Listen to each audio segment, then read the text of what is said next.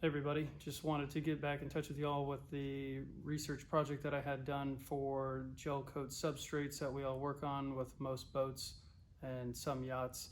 Had that research done over the past couple months. It was pretty intensive. Hired a professional with lots of long-term experience in different polymer chemistry, and it's been pretty worth it. It's pretty eye-opening. Just wanted to have a general understanding myself, so hopefully this information will shed a lot of light for you all as well. If anything, if it confuses you or seems elementary one way or another, feel free to comment, let me know what you think, and look forward to reaching out. So nonetheless, there's only a few primary gel coat manufacturers left in the United States. There's been a lot of acquisitions, so just more times than not, if you're dealing with newer boats and if you're doing gel coat repair, you're going to deal with a manufacturer. Most likely that gel coat came from Polynt, Polynt, or it came from Ineos, which was Ashland Specialty Chemicals. So Cook Composites no longer, things like that. It's pretty much those two companies. You have a couple overseas in Europe. The other ones that you might see is HK Research and Scott Bader, but those are reformulators. They'll buy the raw gel coat polyester resins, if you will, from the other two big companies, and then they will reformulate it and tweak it to their specifications. So mainly, what is gel coat? What's its makeup? What is gel coat at the end of the day?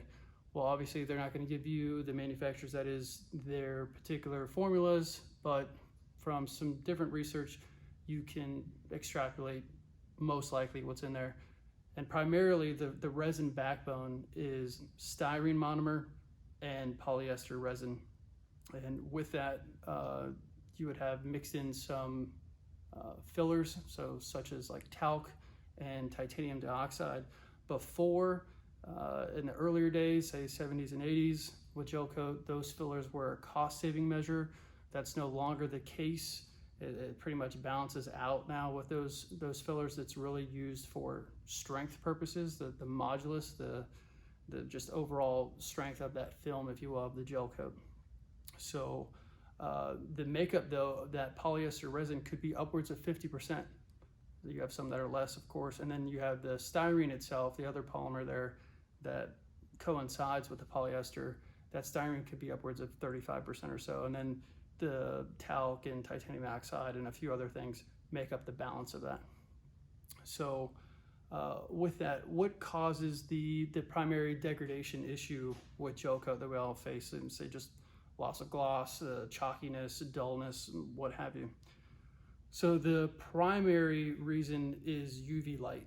Most people know that, right? The sunlight it's the worst of all. And then you have just being exposed to oxygen.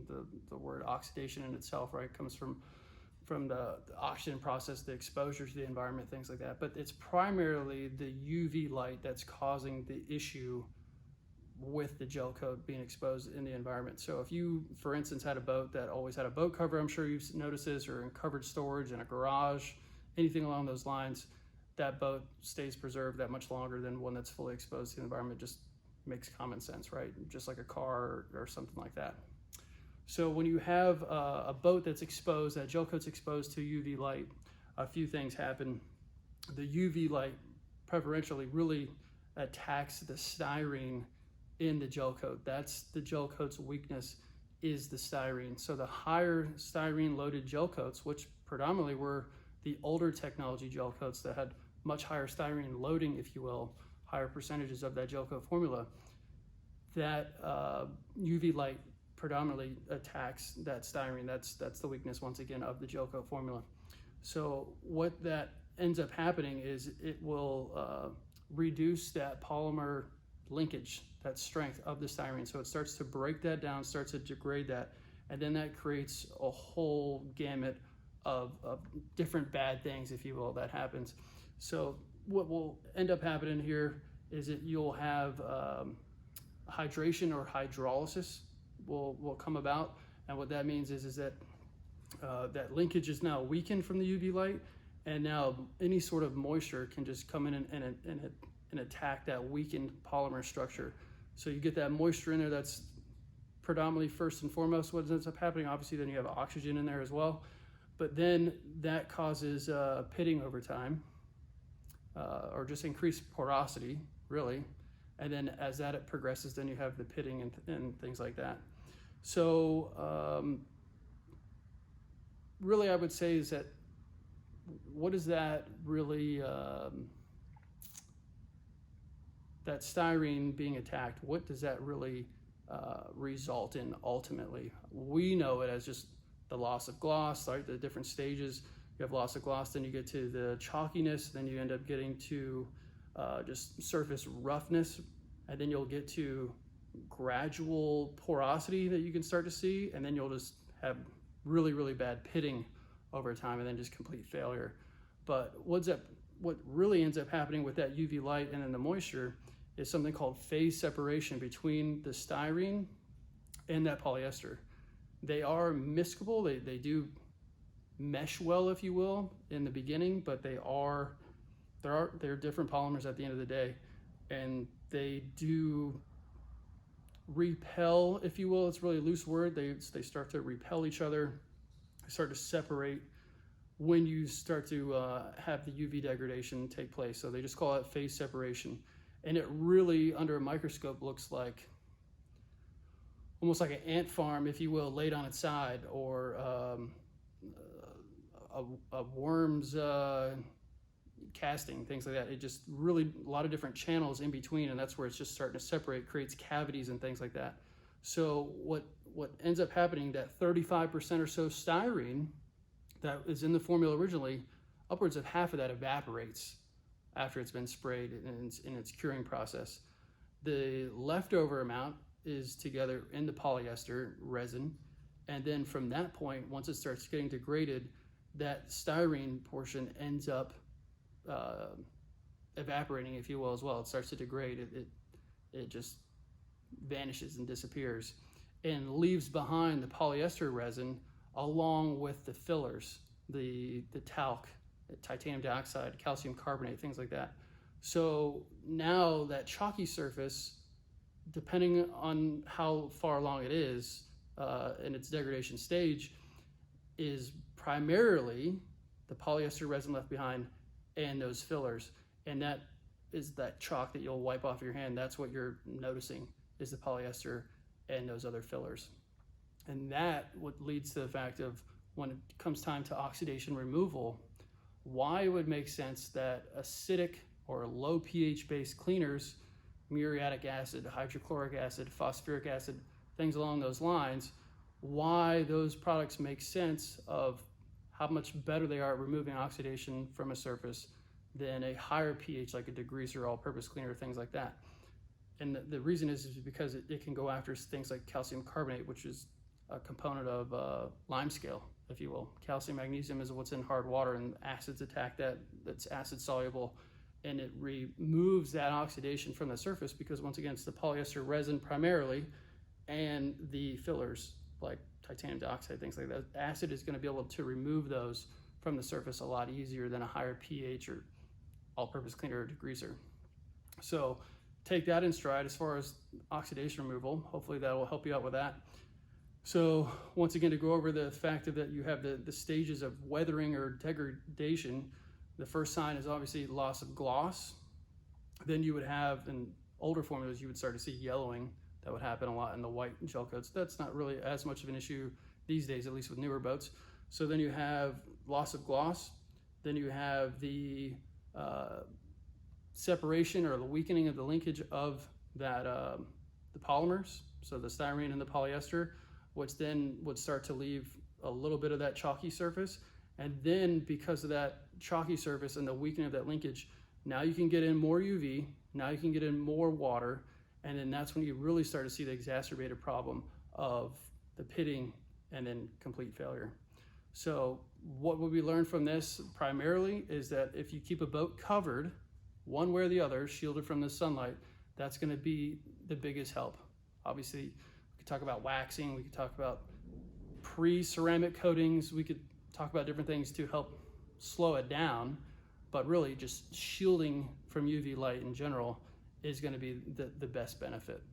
So one thing that comes up a lot, people speak about particular boat brands, which I won't mention, but they really have a bad name for being able to restore a particular type of gel coat on a particular boat brand. And a lot of times it's described as spongy gel coat, or like polishing a marshmallow. And the reason is for that, now we have this understanding, is that phase separation. What's happening is now you no longer have a nice firm surface to polish, a tight gel coat, if you will, because that styrene is left, it's completely degraded, and what you're left with is just half of the gel coat, if you will. You have the polyester resin and that talc surface. So there really is, unfortunately, I wouldn't say 100%, but there's really not that much you can do for a surface that seems spongy. You can try to polish it as tight as you can, but then it's like polishing a marshmallow. And by tight, I mean by the finest polish, and work your way up. But really, because you're only polishing that polyester resin and those fillers, it's really hard to bring it back. And that is why, hopefully that gives you a better understanding of why that is because you're not really polishing a complete product, a complete film at that point. You're only polishing half of it, so to speak. So let's go into the point of why does new gel coat then seem so much different than older weathered gel coat? Well, first off, it could be, depending on how old we're talking about, that gel coat could be completely older, like the higher styrene loaded gel coats. They have MAC compliant and non-MAC compliant gel coats. And really it's just about VOC content, a lot of that. There's other things, but primarily VOC content, the styrene loading that's in there. And believe it or not, because of what we know with phase separation, the lower the styrene content, the better off that gel coat is, actually, as far as durability, longevity, things like that. The lower the styrene, the better it is, because you don't have that issue with the phase separation, at least as fast. It's still gonna happen over time, it's just not gonna happen as fast. So back to why new gel coat would be different than old gel coat. Well, besides the styrene aspect, let's think about how gel coat is applied to a new boat. You have an open mold, and that gel coat is the first thing that gets applied in that mold before they start building a boat. So you're working from the outside in versus building a car, for instance, right? You build the frame and then work your way out, and then pretty much the last thing is you paint the vehicle. So in a boat, you actually paint the boat, if you will, first. So you shoot that gel coat in first, and it's much thicker than automotive paint. If you're familiar with detailing cars or anything else, is gel coat is much thicker, upwards of 20 mils thick. So automotive clear coat used to be around 2 mils thick, especially in the Asian vehicles, imported vehicles, much thinner than that now. But it just gives you a difference there. If we just went off the traditional 2 mil automotive clear thickness, and that's dry film thickness, versus gel coat when it's new, gel coat's basically 10 times as thick as that clear coat.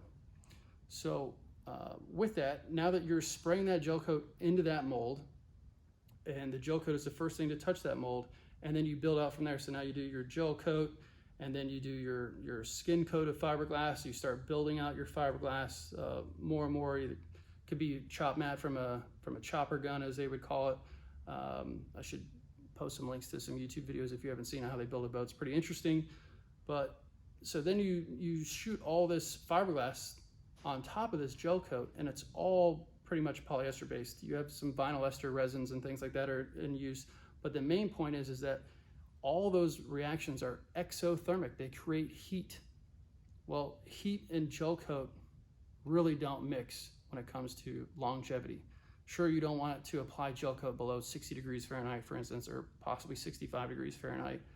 But at the same time, you don't want a lot of heat. And if you've ever mixed gel coat, for instance, and I encourage you maybe to find somebody who does gel coat repair and check out that product itself. It's pretty interesting when you mix it together.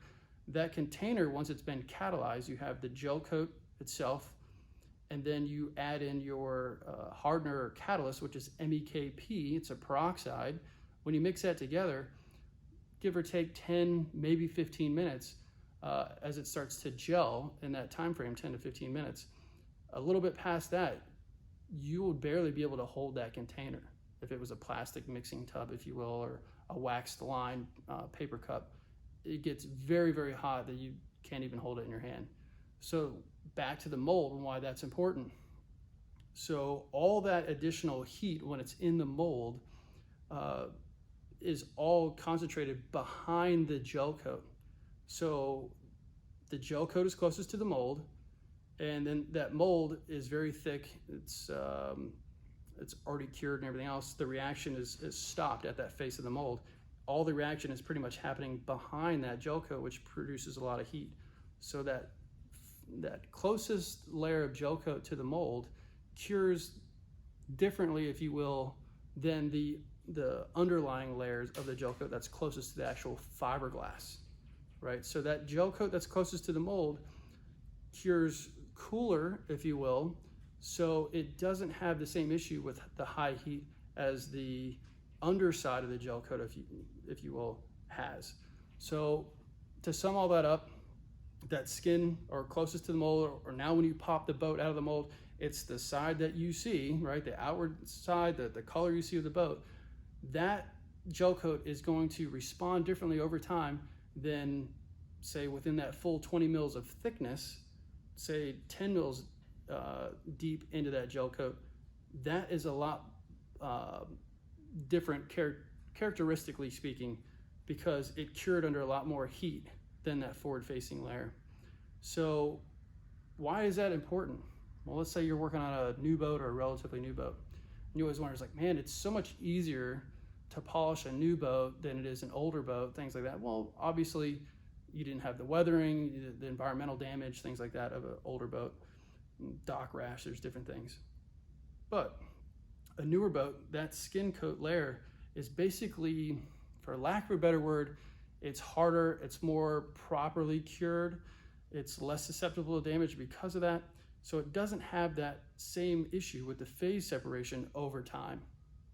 So thinking of, okay, now I polish a new boat, it responds a lot better, it's easier to polish it out.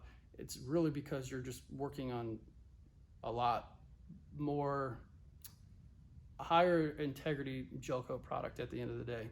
So then once you start to cut on this gel coat, even if it's new, you'd notice as it gets thinner and thinner, it does react differently in how it polishes out because of the way it cures from the, you would say, from the outside in. So I would say over time, what you're going to notice is people say you can't wax a boat that's been oxidized or so because it comes back so quick. You really got to sand it, wet sand it out. Then you got to buff it pretty well, get it back nice and tight, polish it out, and then wax it, seal it, coat it, whatnot. Well, what's going to happen over time is the more that you cut into that gel coat, you're going to have the same issue we spoke of with the new boats. Is as that gel coat gets thinner and as you get closer and closer towards that fiberglass layer, and you get thinner and thinner gel coat, you're always going to have more of a problem. It's always going to be more susceptible to damage because the gel coat itself is thinner. The porosity issue is going to be exacerbated. Everything is exacerbated the thinner you make that gel coat. So to sum all that up, the reason why that's important is most people have heard the phrase, the least aggressive method possible, first and foremost. If you don't have to go and cut on a boat with 500 grit sandpaper, definitely don't do it. If you, one, because you think you can charge for it or so be it. But if you care about the longevity of that particular customer's boat, if you care about long-term business strategy, things like that, it's not the wisest thing to do. You're really only going to make that boat go downhill that much faster, no matter what you do. You're going to be on it that much more often trying to maintain it because you went so aggressive with it. Similar rule applies to automotive clear coat, but since this is gel coat, we'll stay on topic with that.